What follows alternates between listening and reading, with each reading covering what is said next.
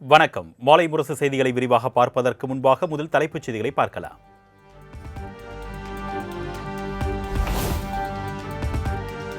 சென்னையின் 6வது நீர்த்தேக்கத்திற்கு அடிக்கல் நாட்டினார் முதலமைச்சர் மு.க.ஸ்டாலின். திருப்போரூர் அருகே நெம்மேலியில் 342 கோடி 60 லட்சம் ரூபாய் மதிப்பீட்டில் 4375 ஏக்கரில் 2.25 டிஎம்சி வெள்ள நீரை சேமித்து வைக்கும் அளவுக்கு நீர்த்தேக்க பணிகள் தொடக்கம்.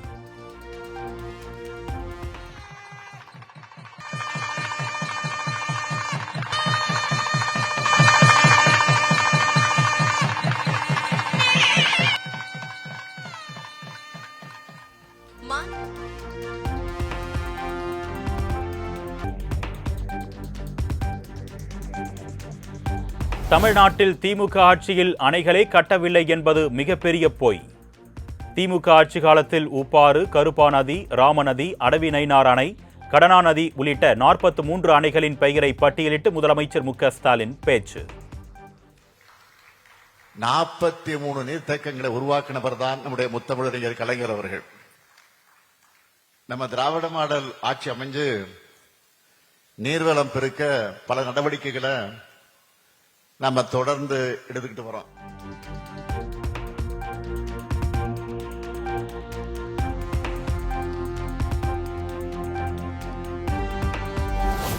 ஒரு மாநிலத்திற்கு நிதி மேலாண்மை எவ்வளவு முக்கியமோ அதே போல நீர் மேலாண்மை மிக முக்கியம். தமிழ்நாட்டில் நீர்வளத்தை மேம்படுத்துவதை பல்வேறு நடவடிக்கைகள் மேற்கொண்டிருப்பதாக முதலமைச்சர் மு.க.ஸ்டாலின் பேச்சு. போலவே இப்பொழுது நீர் மேலாண்மையும் மிக மிக முக்கியம். அந்த நீர் மேலாண்மைக்கு மிக மிக அதிக முக்கியத்துவம் கொடுக்கணும்னு உணர்ந்து செயல்படக்கூடிய ஆட்சி தான் இந்த ஆட்சி. சுத்தி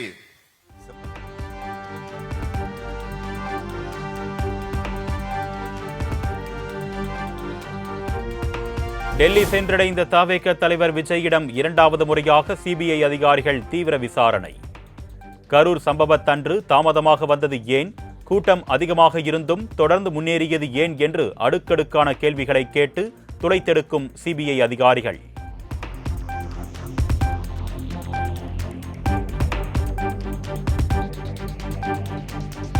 கரூர் கூட்ட நெரிசல் சம்பவத்தில் காவல்துறை கூட்டத்தை கட்டுப்படுத்த தவறிவிட்டதாக விஜய் வாதாடியதாக தகவல். வாகனம் செல்லும் வழி உள்ளிட்ட விவரங்களை முறைப்படி பின்பற்றியதாக சிபிஐ விசாரணையில் விஜய் விளக்கம்.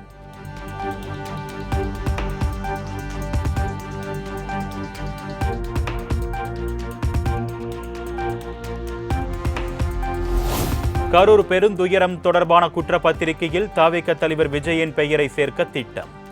பிப்ரவரி மாதத்தின் மத்தியில் முதற்கட்ட குற்றப்பத்திரிகையை தாக்கல் செய்ய சிபிஐ திட்டமிட்டிருப்பதாக தகவல்.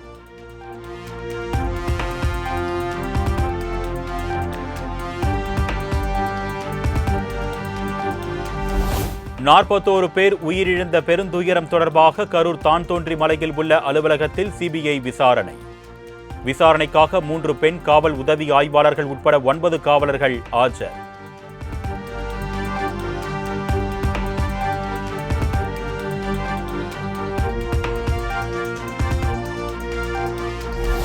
சிறப்பு தீவிர வாக்காளர் பட்டியலில் பெயர் சேர்க்க ஜனவரி 30ஆம் தேதி வரை கூடுதல் அவகாசம்.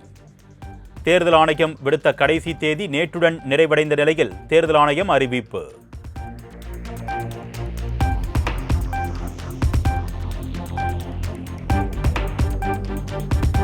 சட்டமன்ற தேர்தல் முன்னேற்பாடாக மின்னணு வாக்குப்பதிவு இயந்திரங்களின் முதற்கட்ட சரிபார்ப்பு பணிகள் நிறைவு. 1,75,000 இயந்திரங்கள், 1,10,000 கட்டுப்பாட்டு அமைப்புகள், 1,16,000 விவிபேட் இயந்திரங்களில் சோதனை நிறைவு.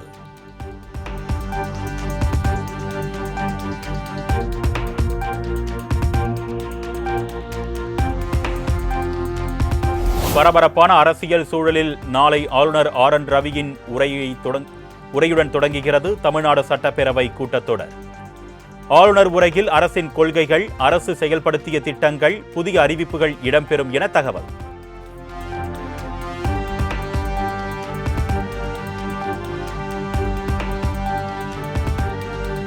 தமிழ்நாட்டில் 500க்கும் மேற்பட்ட பொறியியல் கல்லூரிகள் இருந்தும் தரமான கல்வி இல்லாத நிலை நீடிப்பதாக ஆளுநர் ஆர்.என். ரவி கருத்து. உயர்கல்வி படிக்கும் மாணவர்களில் சிலர் 2ஆம் வகுப்பு பாடங்களை படிக்க முடியாத நிலையில் இருப்பதாக ஆதங்கம்.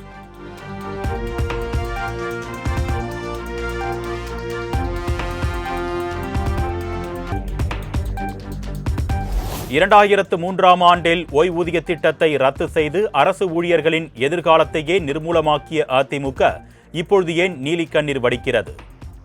அரசு ஊழியர்களை கொச்சைப்படுத்துவதையே வாடிக்கையாக வைத்திருக்கும் பழனிசாமி ஏன் பதறுகிறார் என்றும் அமைச்சர் அன்பில் மகேஷ் பொய்யாமொழி கேள்வி.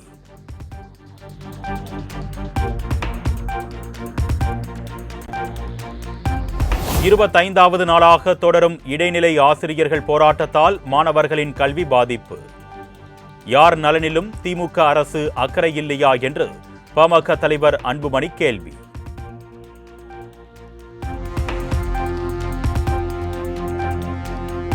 பகுதி நேர ஆசிரியர்களுக்கான முக்கிய அறிவிப்பு வெளியாக வாய்ப்புள்ள நிலையில் முதலமைச்சருடன் பள்ளிக் கல்வித்துறை அமைச்சர் அன்பில் மகேஷ் சந்திப்பு.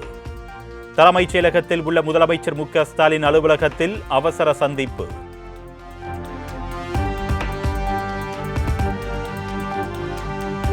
சம ஊதியம் கோரி 25வது நாளாக சென்னை கோட்டை நோக்கி அணிவகுக்கும் இடைநிலை ஆசிரியர்கள் கைது. சம வேலைக்கு சம ஊதியம் வழங்குமாறு முழக்கமிட்ட ஆசிரியர்களை கைது செய்து வாகனத்தில் ஏற்றிய காவல்துறையினர்.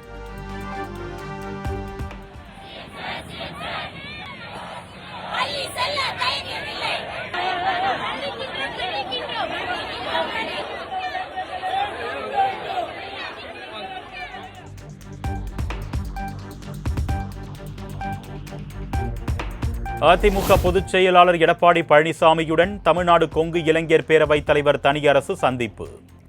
சென்னை பசுமை வழி சாலையில் உள்ள எடப்பாடி பழனிசாமி இல்லத்தில் சந்தித்த நிலையில் அதிமுகவுடன் தமிழ்நாடு கொங்கு இளைஞர் பேரவை கூட்டணி அமைய வாய்ப்பு.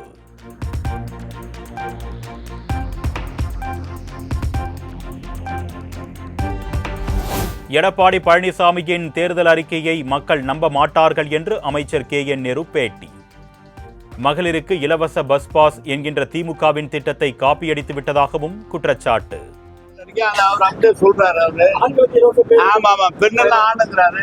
அப்புறம் என்ன சொல்றீங்க அவருக்கு? நீங்க யாரு நம்பலங்க? அவர் தேர்தல் அறிக்கை யாருன்னா நம்ப.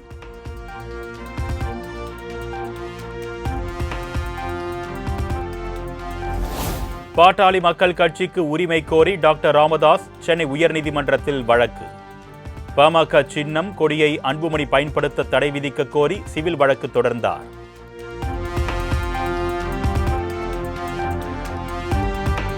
அவதூறு பரப்பியதாக 1 கோடி ரூபாய் மான நஷ்ட ஈடு கோரி எடப்பாடி பழனிசாமி மீது கே.சி. பழனிசாமி தொடர்ந்த வழக்கு.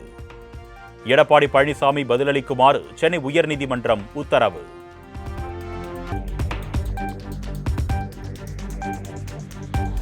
குடியரசு தினம் நெருங்குவதையொட்டி சென்னை காமராஜர் சாலையில் கோலாகலமாக நடைபெற்ற அணிவகுப்பு ஒத்திகை. கடும் குளிரையும் பொருட்படுத்தாமல் வீரதீர சாகசங்களை செய்த முப்படை வீரர்கள், கலை நிகழ்ச்சிகளை நிகழ்த்திய மாணவர்கள்.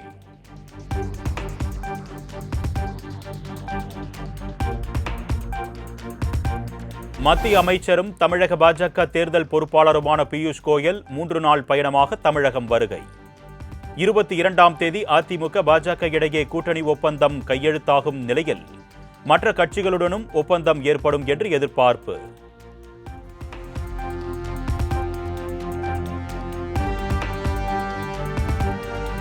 சட்டமன்ற தேர்தல் நெருங்கும் நிலையில் தனது ஆதரவாளர்களுடன் ஆலோசனை நடத்திய சசிகலா. அதிமுகவில் சசிகலாவுக்கு இடமில்லை என்று எடப்பாடி பழனிசாமி திட்டவட்டமாக கூறிய நிலையில் திடீர் சந்திப்பு.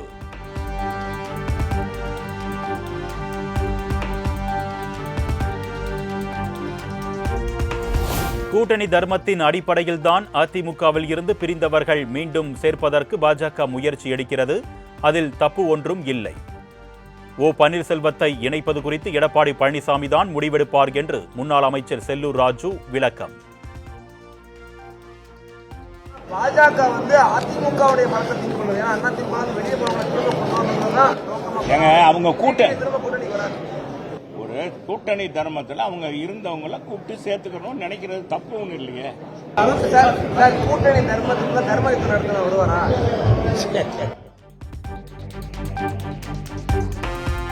பழங்குடியினர் சான்றிதழ் வழங்கவில்லை என்றால் ஆதார் கார்டுகளை அரசிடமே திரும்ப ஒப்படைத்து விடுவோம் என்று காட்டுநாயக்கர் சமுதாயத்தினர் போராட்டம். ராமநாதபுரம் மாவட்ட ஆட்சியர் அலுவலகத்தின் முன்பு 3000த்திற்கும் மேற்பட்டோர் முற்றுகையிட்டதால் பரபரப்பு.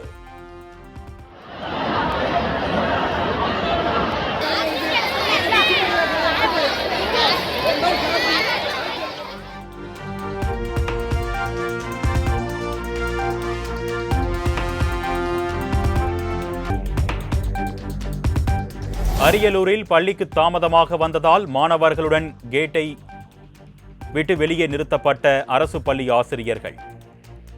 மாணவர்களுக்கு முன்னுதாரணமாக விளங்கக்கூடும் ஆசிரியர்களே தாமதமாக வருவதை கண்டித்து தலைமை ஆசிரியர் கடும் நடவடிக்கை.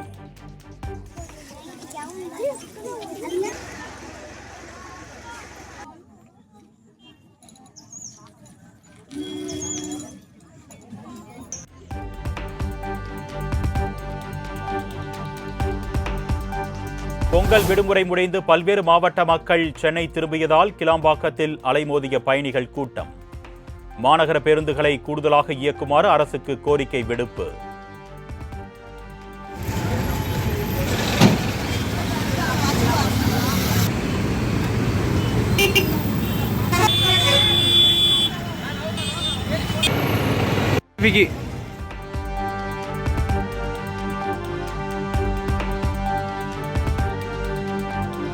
பொங்கல் பண்டிகை முடிந்து சென்னை திரும்பும் மக்களால் செங்கல்பட்டு ஜிஎஸ்டி சாலையில் கடுமையான போக்குவரத்து நெரிசல். சிங்கப்பெருமாள் கோவில் முதல் திருத்தேரி மகேந்திரா சிட்டி வரை 3 கிலோமீட்டருக்கு அணிவகுத்து நிற்கும் வாகனங்கள்.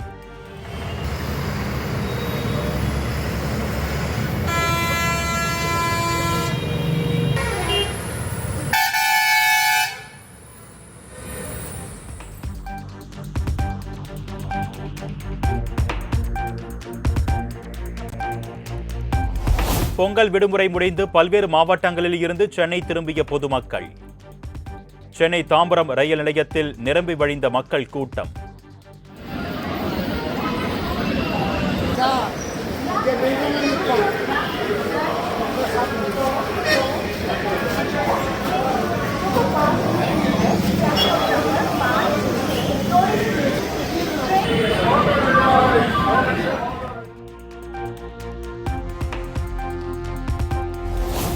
பொங்கல் விடுமுறை முடித்து திருவண்ணாமலையில் இருந்து சென்னை, பெங்களூரு உள்ளிட்ட நகரங்களுக்கு படையெடுத்த மக்கள். போதிய பேருந்து வசதிகள் இல்லாததால் 2 மணி நேரமாக நடு ரோட்டில் காத்திருக்கும் நிலையில் கூடுதல் பேருந்துகளை இயக்குமாறு பயணிகள் கோரிக்கை.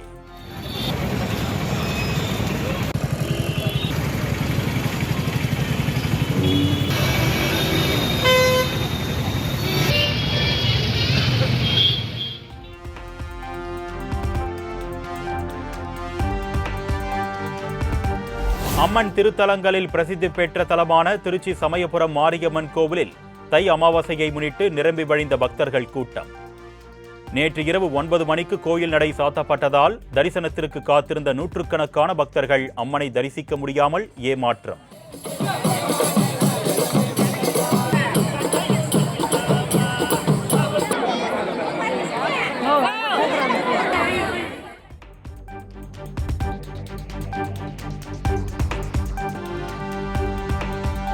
இஸ்ரேல் ஹமாஸ் மோதலால் கடுமையாக பாதிக்கப்பட்டுள்ள காசாவில் அமைதியை நிலைநாட்ட உலக நாடுகள் பங்கேற்கும் ஆலோசனைக் குழுவை அமைத்த ட்ரம்ப்.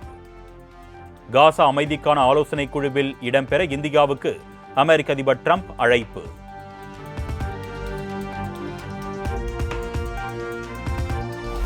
ஸ்பெயினில் அதிவேக ரயில் தடம் புரண்டு மற்றொரு ரயில் மீது மோதி பயங்கர விபத்து. 21 பேர் பலியான நிலையில் 30க்கும் மேற்பட்ட பயணிகள் படுகாயங்களுடன் மீட்பு.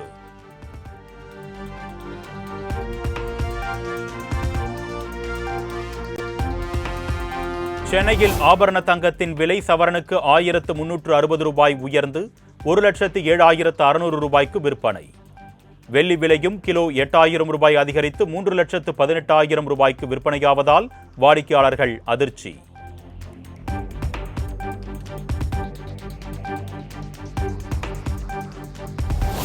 சென்னை மாநகராட்சி மற்றும் நாம் ஃபவுண்டேஷன் சார்பில் என் மெரினா தூய்மை திட்டம் தொடக்க நிகழ்ச்சி. தூய்மை பணியாளர் வேடமணிந்து நடனமாடிய நடிகை சுஹாசினி.